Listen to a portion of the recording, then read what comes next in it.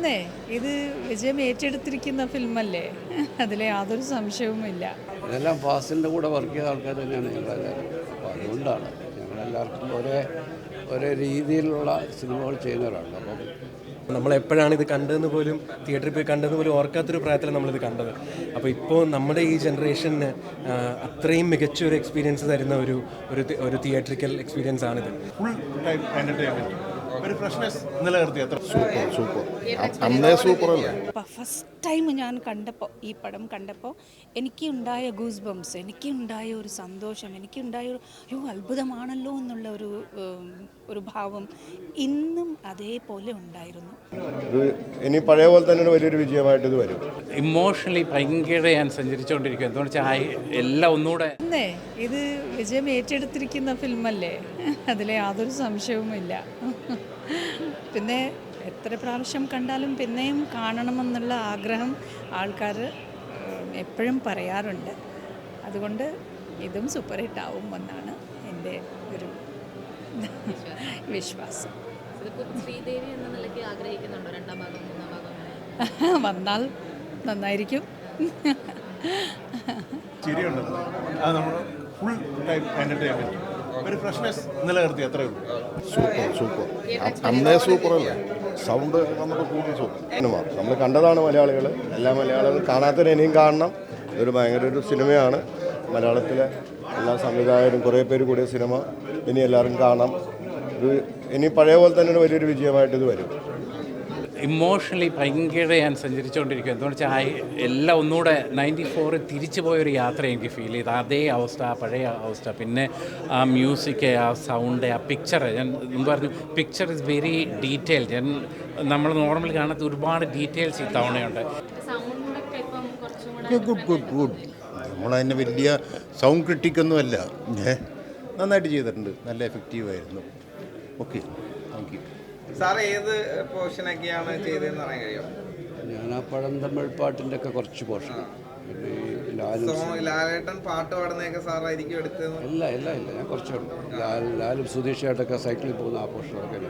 ഇപ്പം ആ ടൈമിൽ ബേസിക്കലി ഒരു 3-4 ഡയറക്ടേഴ്സ് ചേർന്നിട്ട് അന്ന് തന്നെ എക്സ്ട്രാ വിഷയമായിട്ടുള്ള ഡയറക്ടേഴ്സ് അടക്കം ഫാസിൽ സാറിന് വേണ്ടി വർക്ക് ചെയ്യുന്നു. അത്തരത്തിലൊരു തീരുമാനത്തിന് പിന്നിൽ എന്തായിരുന്നു?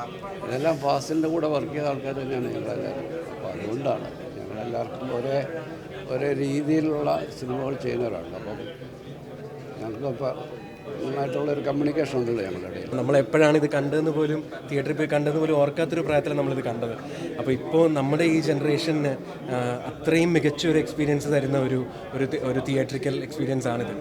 നമ്മുടെ കൂടെ ഉള്ളവരും ഇപ്പോൾ ഇല്ലാത്തവരും എല്ലാം ഏറ്റവും മികച്ച പ്രകടനങ്ങൾ കാഴ്ചവെച്ച ഒരു സിനിമ. അത് നമുക്ക് ഒരു കണ്ണ് നിറഞ്ഞുകൊണ്ടല്ലാതെ കാണാൻ പറ്റില്ല. അപ്പോൾ അത് വല്ലാത്തൊരു എക്സ്പീരിയൻസും അതോടൊപ്പം തന്നെ ടെക്നിക്കലായിട്ടുള്ള ആ ഒരു ബ്രില്യൻസും കൂടി വരുമ്പോഴത്തേക്കും, എസ്പെഷ്യലി നമ്മുടെ ജനറേഷനിലുള്ളവർ, ടി വിയിൽ മാത്രം കണ്ട കുറേ ആളുകളുണ്ട്, പലതവണ ടി വിയിൽ മാത്രം കണ്ടത്. അപ്പോൾ അവരെല്ലാവരും തിയേറ്ററിൽ വന്ന് കാണേണ്ട ഒരു ഏറ്റവും മികച്ച എക്സ്പീരിയൻസ് ആണ്. Really it was good. ഇപ്പോൾ പണ്ടത്തെ കാലത്ത് ഞങ്ങൾ ഇത് സിനിമ കാണുമ്പം ഈ സറൗണ്ട് ഇഫക്റ്റ് നമുക്ക് മിസ്സാവുകയായിരുന്നു. ടി വിയിൽ എന്തൊക്കെയോ എങ്ങനെയെങ്കിലും ഒന്ന് നമ്മുടെ സറൗണ്ട് സിസ്റ്റം, വീട്ടിലുള്ള ഹോം തിയേറ്റർ സൗണ്ട് സിസ്റ്റമിലാണ് ഞങ്ങളത് ആസ്വദിച്ചത്. പക്ഷേ സിനിമയിൽ ഇത്രയും വലിയ തിയേറ്ററിൽ വെച്ച് കാണുമ്പോൾ ആ ഡോൾബി സിസ്റ്റമിൽ ഈ ഹൊറർ എന്ന് പറയാൻ പറ്റില്ല, സൈക്കിക് വൈബ്രേഷൻസിന് സൗണ്ടോടുകൂടി കേൾക്കുമ്പം നല്ല രസമായിരുന്നു. ആ ഡോൾബി ഇഫക്റ്റ് ഭയങ്കര നന്നായിരിക്കുന്നു. ഓഡിയൻസായിട്ട് കാണുമ്പം ഒരു പുതിയ ഫീലിലാണ് ഞാൻ കണ്ടത്. പിന്നെ അതേ ഇമ്പാക്റ്റ് ഉണ്ടായിരുന്നു. ഫസ്റ്റ് ടൈം ഞാൻ ഈ പടം കണ്ടപ്പോൾ എനിക്കുണ്ടായ ഗൂസ് ബംസ്, എനിക്കുണ്ടായ ഒരു സന്തോഷം, എനിക്കുണ്ടായ ഒരു അത്ഭുതമാണല്ലോ എന്നുള്ള ഒരു ഭാവം ഇന്നും അതേപോലെ ഉണ്ടായിരുന്നു. അതൊരു പുതുമ, ആ സിനിമയുടെ ഒരു പുതുമയാണത്.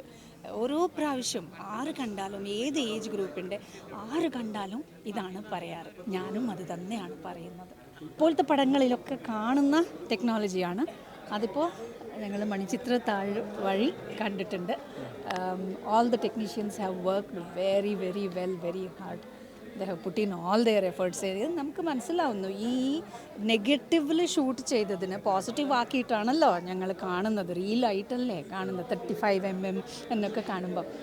അപ്പോൾ അന്നത്തെ കാലത്തെ ഷൂട്ട്, ഇന്നത്തെ കാലത്തെ ഷൂട്ട് പിന്നെ അന്നത്തെ കാലത്ത് ടെക്നോളജി, ഇന്നത്തെ കാലത്ത് ടെക്നോളജി, ഇത് എല്ലാം ഒരുമിച്ച് കാണാൻ സാധിക്കുന്ന ഒരു ഇതാണ്, ഒരു സാഹചര്യമാണ് ഇപ്പോൾ കിട്ടിയിരിക്കുന്നത്.